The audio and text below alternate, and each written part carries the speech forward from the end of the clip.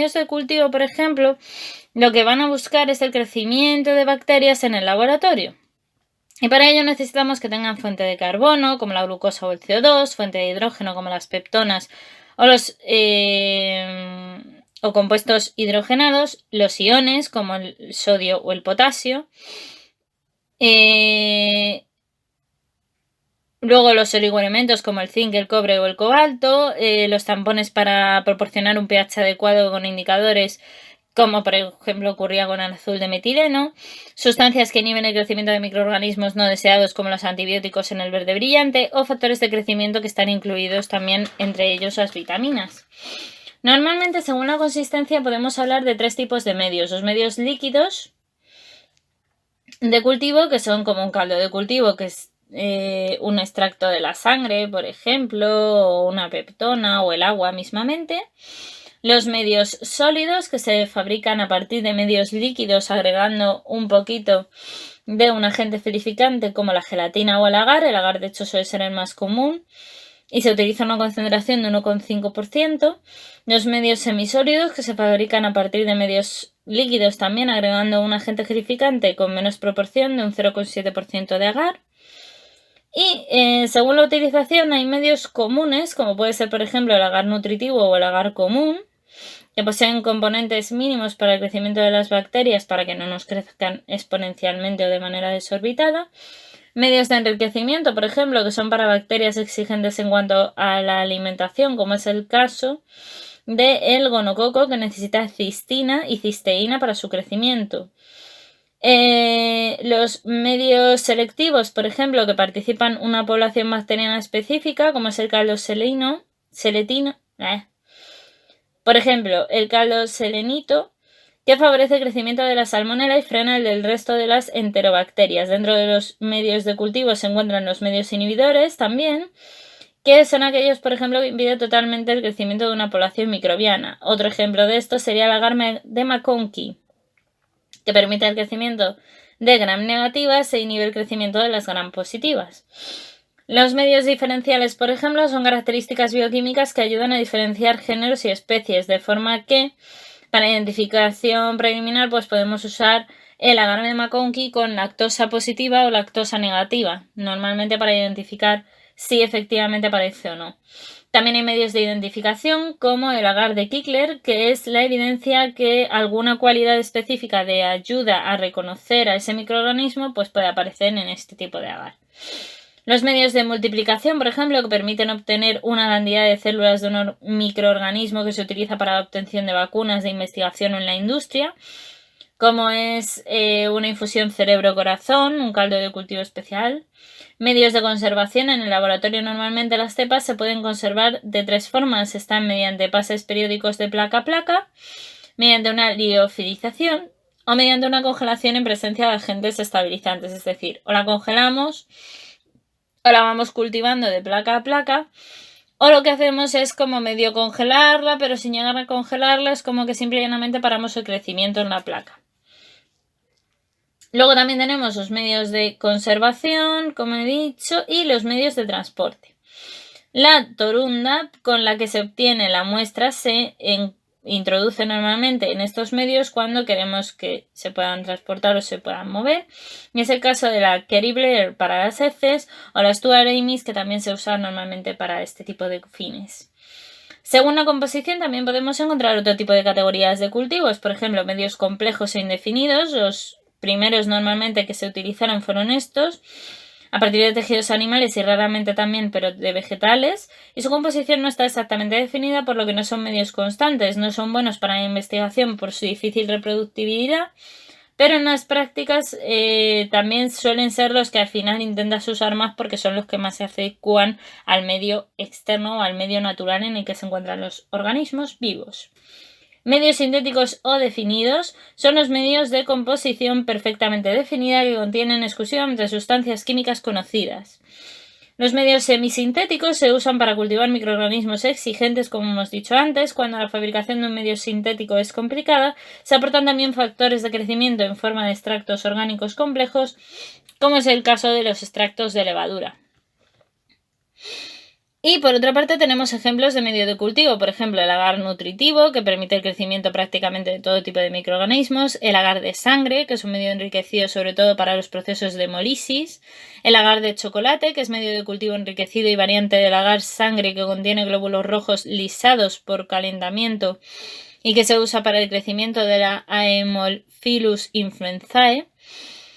El agar de Cled, que se le llama, que es de cistina, lactosa, electrolitos deficiente, porque tiene un recuento de identificación presuntiva de microorganismos de vías urinarias y la presencia de células epiteliales de descamación o de más de 2 especies bacterianas indica posiblemente una contaminación, por lo que habrá que solicitar una nueva muestra.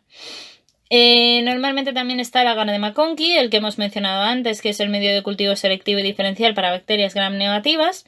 Permite también diferenciar bacterias gram negativas y positivas que fermentan la lactosa, sobre todo las negativas que fermentan lactosa se identifican muy bien porque son las que sobreviven y contienen sales biliares y cristal violeta para inhibir así el crecimiento de las gram positivas.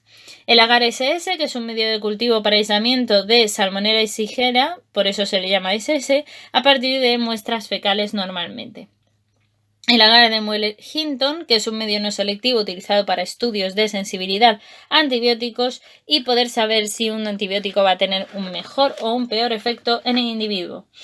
También tenemos cultivos como el agar de Chapman, que es un agar manitol-sal, que es un medio selectivo de aislamiento del Staphylococcus, el agar Bell-Parker, que es un medio selectivo para aislar a Staphylococcus aureus, agar Loeffler, que es para identificar al Corynebacterium diphtheridae, el agar Klippler, que es un medio específico para pruebas de identificación de enterobacterias, el agar Levine, que es el aislamiento de enterobacterias, especialmente de la Escherichia coli, que también se identifica muy bien.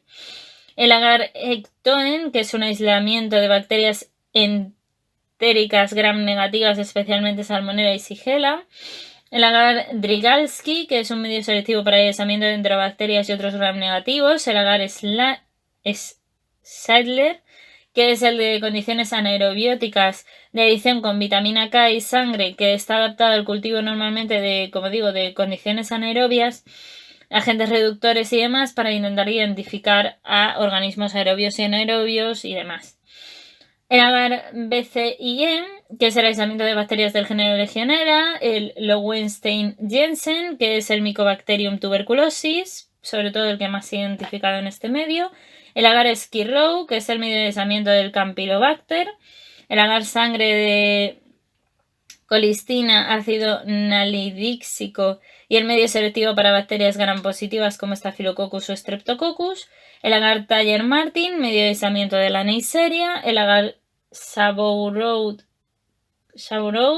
con cloranfenicol, que es el medio de aislamiento de hongos, y el caldo BHI o infusión cerebro-corazón que hemos comentado antes para el aislamiento de bacterias aerobias principalmente.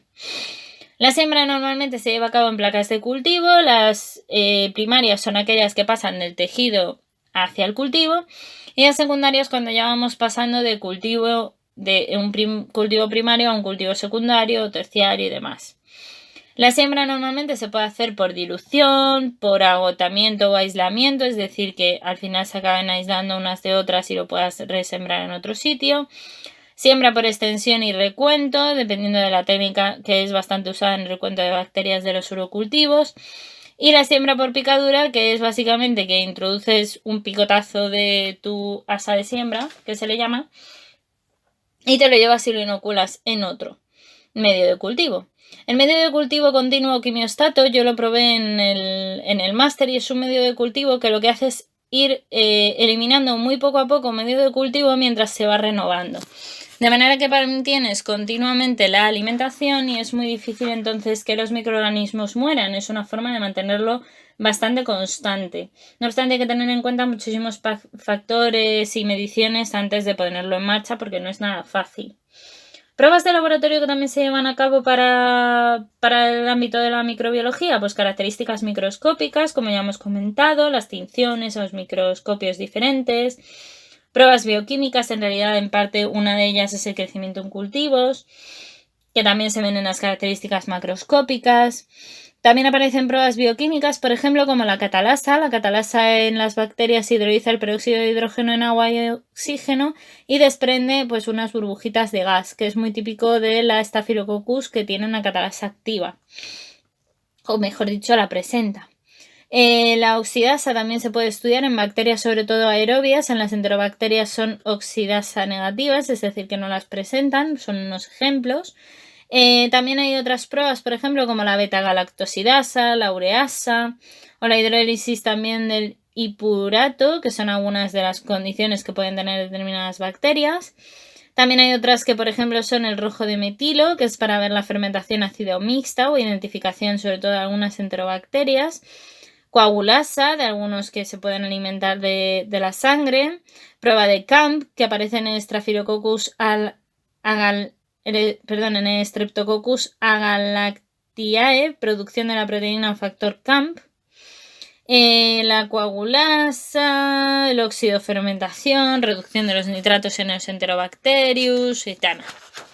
Entonces, básicamente estas serían todas las pruebas más o menos así muy por encima que os puedo contar un poco de lo que se lleva a hacer en microbiología, que creo que no os lo había contado tantísimo en detalle, pero que es muy importante. La parte genética sí que os la había contado ya, la transducción y demás. Y otra de las pruebas muy interesantes que se pueden hacer en el laboratorio y que creo que os comenté por encima es la resistencia a antibióticos. Los tipos de resistencia que aparecen en antibióticos son la natural o intrínseca, debido a, por ejemplo, a que los micoplasmas son resistentes, por ejemplo, a antibióticos beta-lactámicos de manera natural, o resistencia adquirida. Hay mutaciones cromosómicas que se están llevando a cabo en las bacterias y que por tanto les hacen más resistentes, o factores extracromosómicos, como es por ejemplo los plásmidos, que ya os decía que se movían de una bacteria a otra y mediante los plásmidos conjugativos o no conjugativos también se vuelven resistentes. También hay mecanismos de inactivación de resistencia a antibióticos por inactivación enzimática, como por ejemplo puede ser el anillo beta-lactámico, o que inactivan el antibiótico también a veces por sustitución de determinadas enzimas o bases, la impermeabilidad de membranas o de la pared celular, que puede llevar a la pérdida de las porinas en una forma de resistencia, por ejemplo para los carbapenemes,